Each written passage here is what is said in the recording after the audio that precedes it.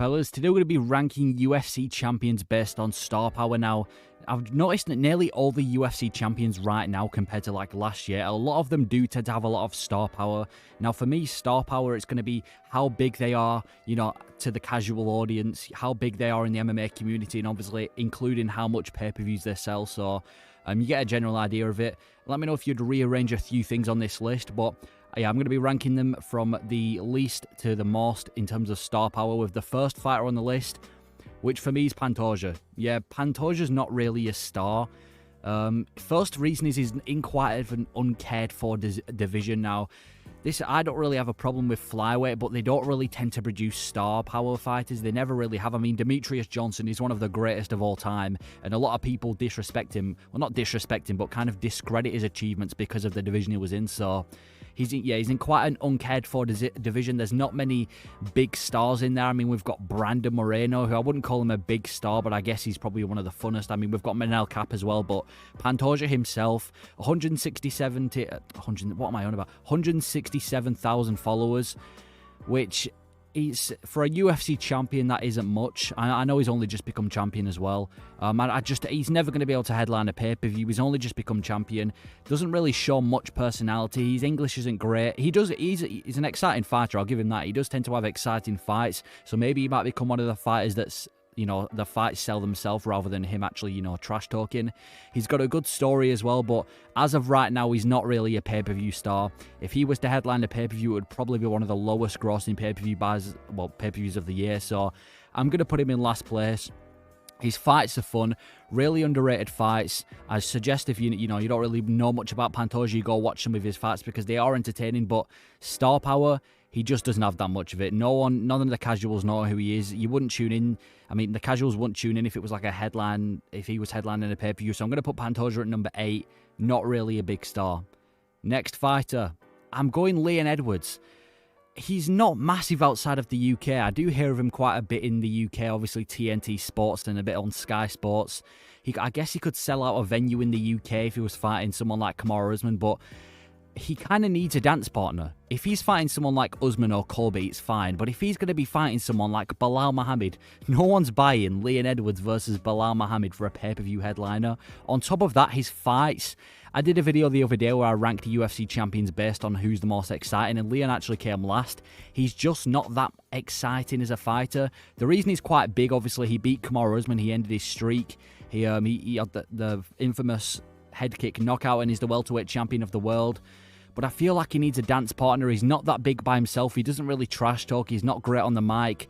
And yeah, he's somewhat big in the UK, but that's really it. And he's kind of known worldwide, but he's not really the type of guy to get you hyped up to buy his pay-per-view. So I'm going to put him in 7th.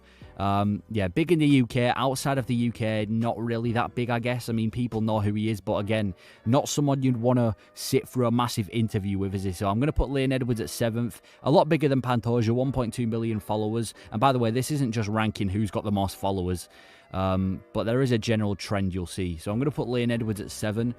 Next fighter. Now this one, the next 3 fighters were really hard to kind of order, but I'm going with number 6 being Sean Strickland. He's not that big outside of the US. In the US, obviously, he's this big guy, and if you're in the MMA community, obviously everyone knows who Sean Strickland is, and I'm sure a lot of the casuals know who he is as well. He's an entertaining guy, big, and I reckon, listen, give it a few more title defenses. If this guy goes out there and beats Dricus and a couple of middleweight contenders, he will be massive because he's got everything it takes. But right now, 1 million followers as well. Sean Strickland, he's a star. He's a big star, but he's not a massive star. Yeah, outside of the US, not really that known, and he doesn't really need a dance partner as well. He could be fighting someone boring, but if you give Sean Strickland a mic, he's going to find a way to hype it up. He knows how to sell a fight. He was also massive because he beat Israel Adesanya as well. Didn't even just get a fluke finish or either anything like that. He just went out there and dominated him for 5 rounds. So I'm going to put Strickland at number 6. Yeah, not a massive pay-per-view draw right now. You might want to tune into I'd rather pay Sean Strickland's I'd rather pay for a press conference by Sean Strickland than a fight itself, but I'm going to put it at number 6. He could be a massive star in his next few fights. He's got everything going for him, but right now, I'll put him at number 6. He's only just become champion a couple of months ago. He's a big trash talker. Give it a couple of title defenses, and I reckon he'll be much higher on the list, but right now I'm putting him at number 6.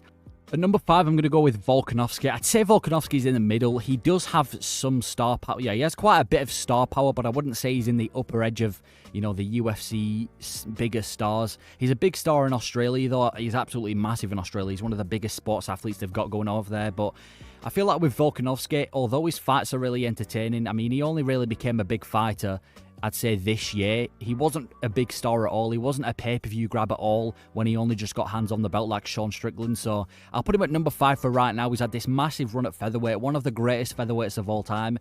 Kind of reminds me of GSP in a way, and I'm not saying fight style. I'm kind of saying the way that he doesn't really trash talk. The fights sell themselves. The resume sells itself. But I feel like he's only really become big from the Islam Makhachev fights. He's a respectable guy, though. Broke the faces of every featherweight. Massive in Australia. He's kind of a worldwide fighter as well. Doesn't really matter where you're from. You've probably heard of Volkanovski. 1.9 million followers. I'd say he's in the middle. He's in the middle for star power. If he was to go out there and beat Islam Makhachev both times, some people argue he won the first fight, but if he was to go out there and beat Islam the first time, I'd say he's probably higher on this list by 1, maybe 2 ranks, but I'll put him at 5 for now. Still a massive fighter. Casuals know who he is. You don't even really have to watch MMA to know who Volkanovski is, but I'll put him at 5 for now. In the middle when it comes to star power. So yeah, I'll put Volkanovski at 5. Number 4, I'm going with Porter. I'm going with Alex Pereira. Pereira, I feel like the character sells itself. Obviously, this whole Brazilian warrior type of style, you know, the walkouts, the face-offs, even the fight itself. He became pretty big from the Adesanya fights, obviously the kickboxing fights. He was promoted, when he came to the UFC, he was promoted as the guy that knocked out Adesanya previously and beat him in a decision.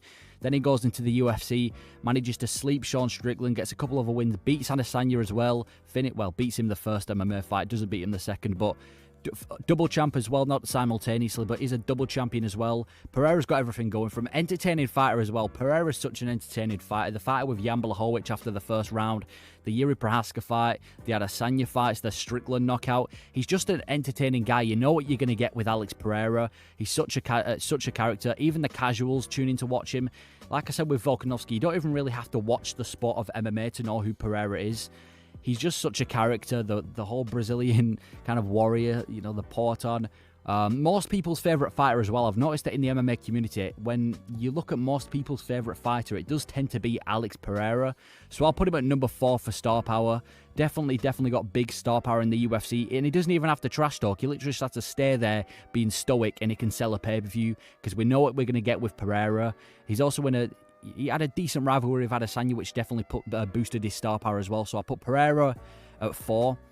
Number 3, more star power. I'm going with Sean O'Malley. Now, Sean O'Malley's a difficult one because I feel like he is a big star. He's promoted massively by the UFC and Dana White. He's known a lot on social media, 3.9 million followers, but I look at his press conferences, and that's kind of the thing that's telling me that he's not as big as a star. Like, he's not good at press conferences.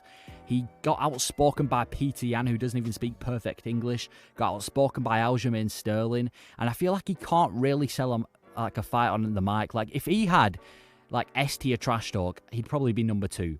But his trash talk isn't great. It's just he's really popular. He's kind of like I don't know, it's weird with Sean O'Malley. He's kind of just came from nowhere and become really big. But most sports fans know who he is. Even if you don't even watch MMA, you probably know who he is. He's also a human highlight reel. Like, he's not a boring fighter. Say what you want about Sean O'Malley. Say you dislike him. But first of all, you're going to tune into his fights. Whether you like him or not, people tune in to watch Sean O'Malley.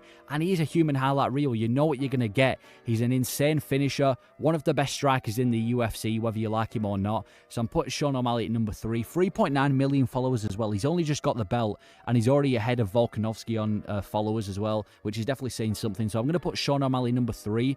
If his trash talk was boosted up, if he had a better trash talk, I'd be willing to put him higher up on the list.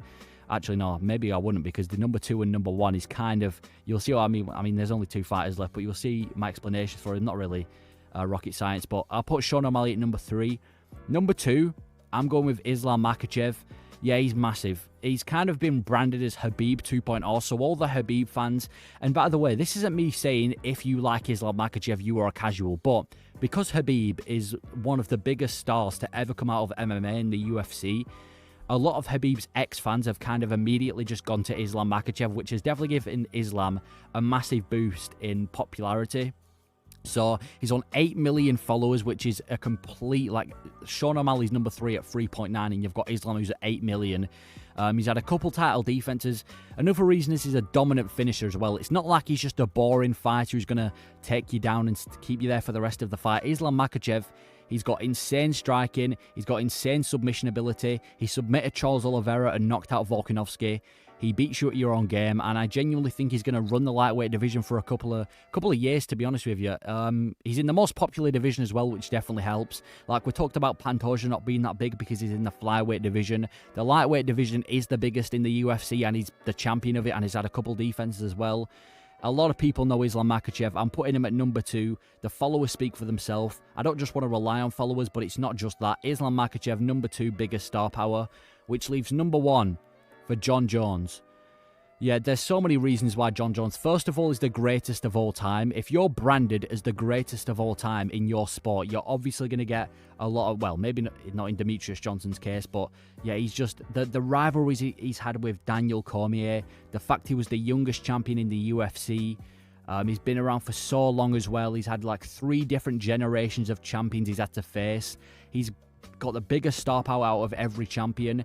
He doesn't really, I wouldn't say he's on like the Pantoja levels, or I don't know, he's not got S-tier trash talk, but at the same time, I feel like he can definitely sell a fight. I mean, UFC 285 against Cyril Gane got nearly 1 million pay-per-view buys. It was a decent it was a decent undercard as well. The main card was pretty good, the prelims were good as well, but yeah, he knows how to sell a pay-per-view. I feel like Jon Jones, Stipe, I mean, you saw the seat prices as well. I feel like it doesn't matter who Jon Jones is against. Everyone knows who he is. They know that he's the greatest of all time, kind of like the Michael Jordan of MMA. So he's at number 1, the biggest star power out of every champion right now, at 8.1 million followers as well, which is the most. So Jon Jones, 3 different generations of champions he's beaten, and I'm going to put him at number 1 for the biggest star power in the UFC. Let me know who you think has the biggest star power when it comes to champions. But yeah, that is my personal list. I'm sure a lot of you are going to disagree. But yeah, let me know your thoughts, and thank you for watching.